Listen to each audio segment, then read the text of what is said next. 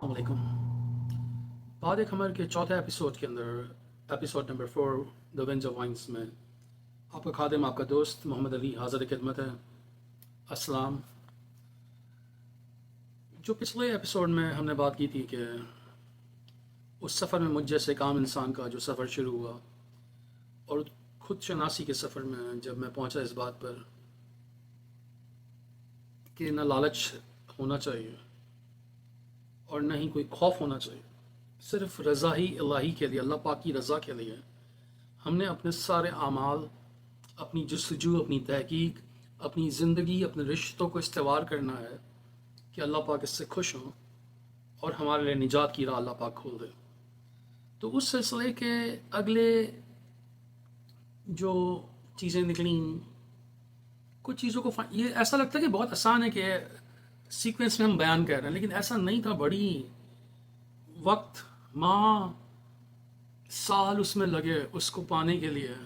تو خیر اس عاجزی اور انکساری کے سلسلے میں جب وہ حاصل پایا کہ توکل اللہ، کہ اللہ کی رضا کے لیے جو بھی کرنا ہے اپنے لالچ کے لیے نہیں کرنا، مجھے کچھ حاصل نہیں کرنا، مجھے صرف ایک ہی چیز حاصل کرنی ہے۔ مجھے نہ جنت حاصل کرنی ہے، نہ دوزخ حاصل کرنی ہے، نہ ہی کوئی اور مجھے اس کا ریوارڈ چاہیے، مجھے صرف اللہ کی خوش نودی چاہیے۔ اس سلسلے کے اندر میری ملاقات ایک اور چیز سے ہوئی، جو کہ اس واقعے سے کہ عرب کے ایک قبیلے تائی کے اندر ایک بہت ہی زبردست سردار اور رئیس حاتم قریباً 1750 سال پہلے گزرے، یعنی حضور صلی اللہ علیہ وسلم کے تقریباً 100 سال پہلے۔ اور ان کی سخاوت کے قصے کسی تلسمی دنیا اور یونانی اور مصر کے ہوش اربا قصوں اور کہانیوں کی طرح ہیں، مگر ان کی سخاوت میں کوئی دو رائے نہیں۔ اور تاریخی طور پر ہمارے پیارے رسول صلی اللہ علیہ وسلم نے جب جنگ بدر ہوئی،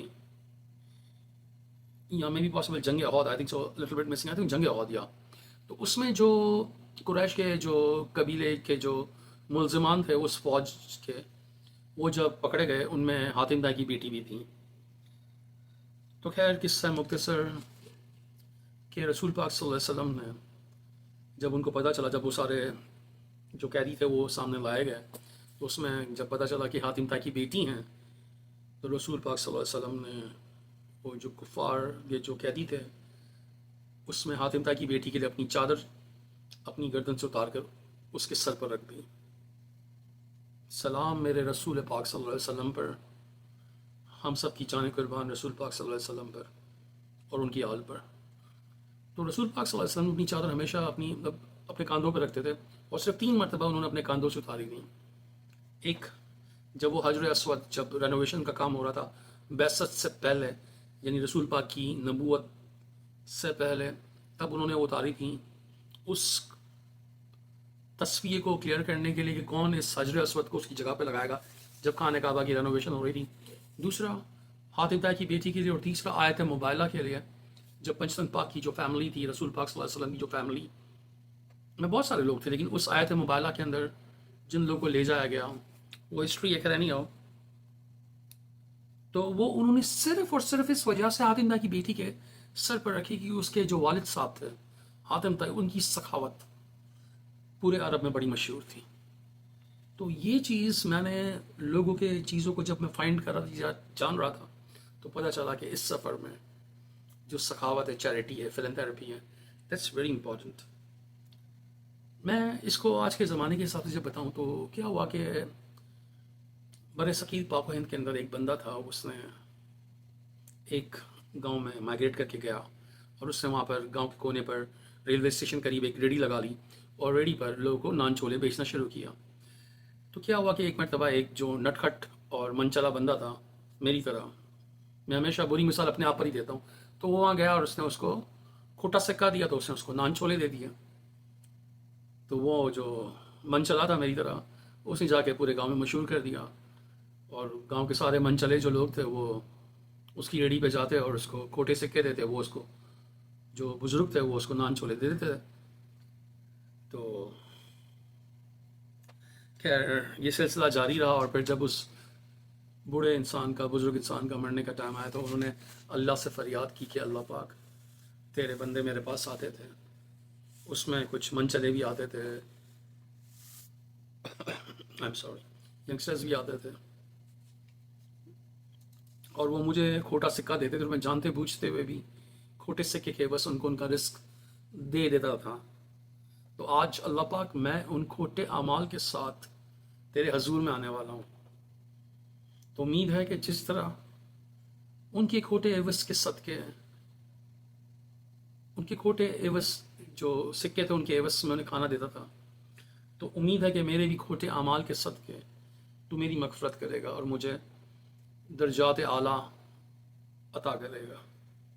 ایسے چھوٹے چھوٹے قصے میں کافی دلوں کو چھو لیتے ہیں، اور امید کرتے ہیں اس کی غفوریت کی، اس کی رحمانیت کی، اس کی رحمانیت کی، اس کی مغفرت کی، کہ اللہ کتنا غفور و رحیم ہے۔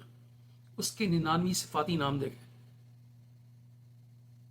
4 یا 5 نام ہو گئے جہاں اس کی جلالیت بیان کی گئی ہے، جہاں وہ جلال میں ہے، غصے میں نہیں ہے، جلال میں ہے۔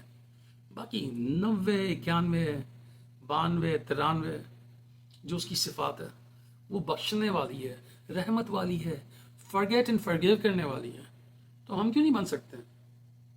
جب میرے اللہ کی یہ راستہ ہے، میرے اللہ کی جو اتنی طاقت ہے کہ اتنی انک لکل شیء قدیر کن فیکون کا مالک ہونے کے باوجود جب وہ معاف کرنے والا، بخشنے والا بن سکتا ہے، تو ہم چھوٹی سی خاک کے برابر بھی نہیں۔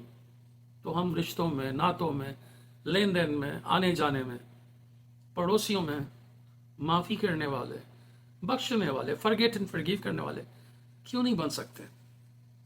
کوشش کیجئے، اللہ بڑی آسانیاں کرے گا آپ میں بھی اور آپ کی آنے والی نسلوں میں بھی۔ تو خیر، کہنے کا مقصد یہ ہے کہ یہ جو چیزیں ہیں، یہ جو جذبہ ہے، یہ دل کو منہ تو لیتا ہے، مگر اس کے ساتھ ہی ساتھ نہ صرف وہ ہمیں خوشی اور سرشاری عطا کرتی ہے، بلکہ مالی طور پر بھی ہمیں سیکریفائز اور سیٹسفیکشن سکھاتی ہے اور آسودگی بھی بخشتی ہے۔ اسی لیے میں اکثر کہتا ہوں کہ success never guarantees your satisfaction, کہ ضروری نہیں ہے کہ آپ ترقی کر لیں اور وہ آپ کو آسودگی دے دے، سکون دے دے، خوشی دے دے۔ یعنی میرے نزدیک کامیابی سے بھی زیادہ وہ قلبی سکون اور ذات کا اطمینان بہت زیادہ اہم ہے۔ بالکل اسی طرح سیکریفائس کا بھی جو سلسلہ ہے، کافی لوگ اس کو کمپرومائز اور سیکریفائس کو ایک ہی معنوں میں استعمال کر دیتے ہیں، لیکن اس کے بیچ میں بہت بڑا ڈفرینس ہے۔ لیکن فرق ایک چھوٹی سی پتلی سی لائن کا ہے۔ جیسے میں آپ کو مثال دے کے بتاؤں کہ میری جیب کے اندر 500 روپے ہیں اور میں مارکیٹ گیا اور مجھے ایک شرٹ لینی ہے، اور وہ شرٹ جو مجھے پسند آئی وہ 600 روپے کی، اور چونکہ میرے جیب میں ہے 500 روپے، تو میں 600 روپے کی شرٹ نہیں خرید سکتا نا، تو مجھے ڈھونڈنی پڑے گی 600 روپے سے کم والی شرٹ جو مجھے آسودگی، سکون دے۔ That's call compromise. پسند مجھے 600 والی شرٹ ہے، لیکن جیب میں میرے 500 روپے ہیں۔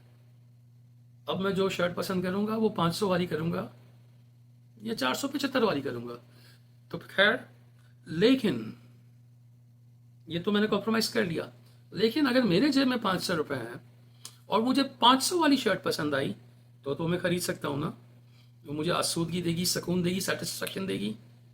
لیکن at that time instead of buying وہ 500 والی شرٹ، میں اپنے لیے 200 والی شرٹ خریدتا ہوں یا 300 والی شرٹ خریدتا ہوں، اور اس کے ساتھ ساتھ 200 والی شرٹ میں اپنے بھائی کے لیے خریدتا ہوں، اور جب وہ میں لے جا کے اپنے بھائی کو پریزنٹ کرتا ہوں، تو میرا بھائی جب خوش ہوگا کہ میرے بھائی نے مجھے یہ شرٹ گفٹ کی، اس خوشی کی جو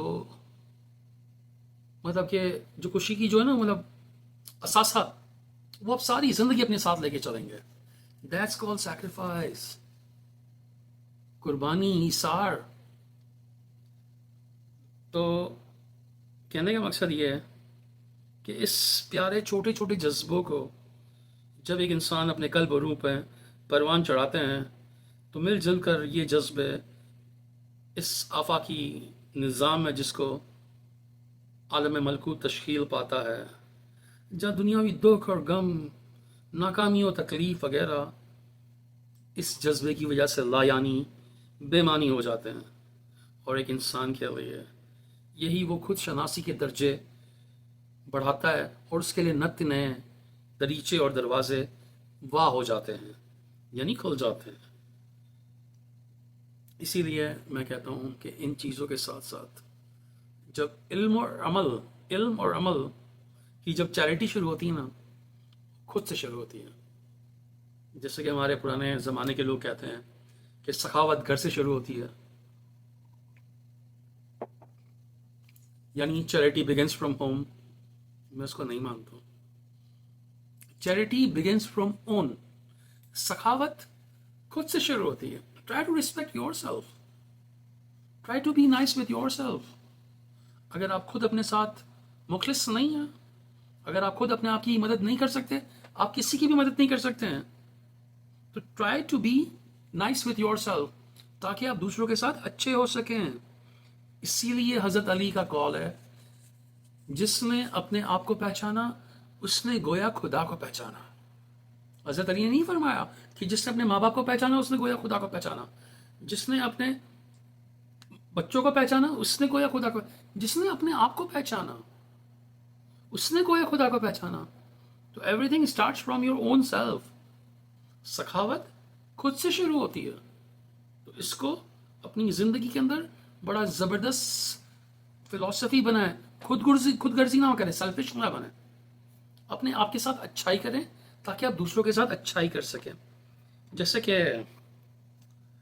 میں آپ کو ایک بات بتاؤں کہ یہ جب اس راہ پہ آپ لگتے ہیں نا، اور جب اپنے اعمال اور اپنی نیتوں کی درستگی کی راہ پر اور حقوق اللہ کے ساتھ ساتھ حقوق العباد کا بھی جب آپ اپنی زندگی کے اندر وتیرہ بنا لیتے ہیں، تو بخدا آپ کے جسم اور روح کے اندر ایسے ایسے جذبوں کے ننے ننے شگوفے پھوٹتے ہیں جو آپ کو احسن تکوین، بہترین سے بہترین صورت کے حسین کیا قوس و قزح کے رنگ میں بکھیرتے ہوئے، جہاں عقل کل تجلیات و انوارات کے وہ جلوے آپ کی زندگی میں بکھیرتی ہے کہ جسم اور روح میں جو ہے آپ کا، اس میں بھیگ کر ایک نرم و لطیف ذرے میں ڈل کر اس آفاقی اور لافانی سلسلے میں گھل مل جاتی ہے۔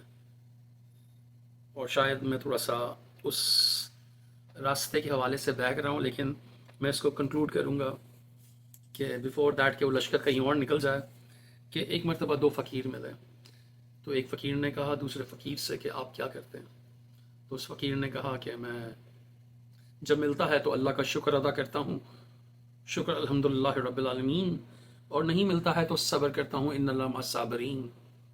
تو جس نے یہ سوال کیا تھا دوسرے فقیر نے، تو اس نے کہا کہ بھائی تو اشرف المخلوقات ہے، جو تو کرتا ہے وہ تو گلی کا کتا بھی کرتا ہے، کہ مل گیا تو شکر کرنا، نہیں ملا تو صبر کرنا۔ تو اس پہلے فقیر نے پوچھا کہ جناب علی آپ کیا کرتے ہیں؟ وہ اپنے وقت کا قلندر تھا، مرد مجاہد تھا۔ تو اس نے کہا کہ ملتا ہے تو بانٹ دیتے ہیں، ملتا ہے تو بانٹ دیتے ہیں، نہیں ملتا ہے تو شکر ادا کرتے ہیں۔ صبر تو بہت بہت بہت آگے کی چیز ہے۔ اب اس میں بھی ایک فلسفہ ہے، جب مجھے اس وقت نہیں پتا چلا، جب نے قصہ یہ سنا اور پڑھا اور معلومات لی اس کے اوپر، کافی عرصے کے بعد اس کا مجھے پتا چلا کہ ملتا ہے تو بانٹ دیتے ہیں، نہیں ملتا ہے تو شکر ادا کرتے ہیں۔ کیوں؟ بانٹنے کی ذمہ داری سے بچ گئے۔ یعنی اللہ نے مجھے 20 روٹیاں دی اور میں وقت قلندر ہوں، تو 20 روٹیاں مجھے بانٹنی ہیں۔ بھائی یہ فلانے شخص کو 5 روٹی دینی تھی، اس کو 3، اس کو 2، اس کو 1، اس کو 3۔ اب جس کو 3 دینی تھی اس کو میں نے دے دی 5، جس کو دینی تھی 5 اس کو میں نے دے دی 2، جس کو دینی تھی 1 اس کو میں نے دے دی 6۔ تو میں تو گنہگار ہو گیا نا۔ تو اسی لیے نہ ملنے پہ شکر ادا کرتا ہوں۔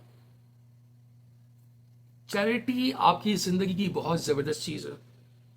آپ اچھا کماتے ہیں، کم کماتے ہیں، اپنی ضروریات سے بھی زیادہ کم کماتے ہیں، لیکن اللہ کی راہ میں سخاوت ضرور کریں، یہ آپ کو بے حساب دے گا، بے حساب۔ میں آپ کو ایک بڑی زبردست اس کا اختتام کروں۔ سکندر خوش نہیں تھا لوٹ کر دولت دنیا کی، سکندر خوش نہیں تھا لوٹ کر دولت دنیا کی، لٹا کر مال اپنے ہاتھوں سے۔ سکندر خوش نہیں تھا لوٹ کر دولت دنیا کی، لٹا کے مال اپنے ہاتھوں سے، قلندر خوش ہوا کرتے ہیں۔ یعنی ملے تو بانٹیں، بانٹنے سے بڑھے گا، 1000 ٹائمز بڑھے گا. یہی آج کا پیغام اس ایپیسوڈ کا. انشاءاللہ زندگی رہی تو پھر ملاقات ہوگی اگلے ایپیسوڈ کے لیے. والسلام. اور تب تک اپنا اور اپنے سے کمزوروں کا ارد گرد لازمی خیال رکھے گا. فی امان اللہ. سلام.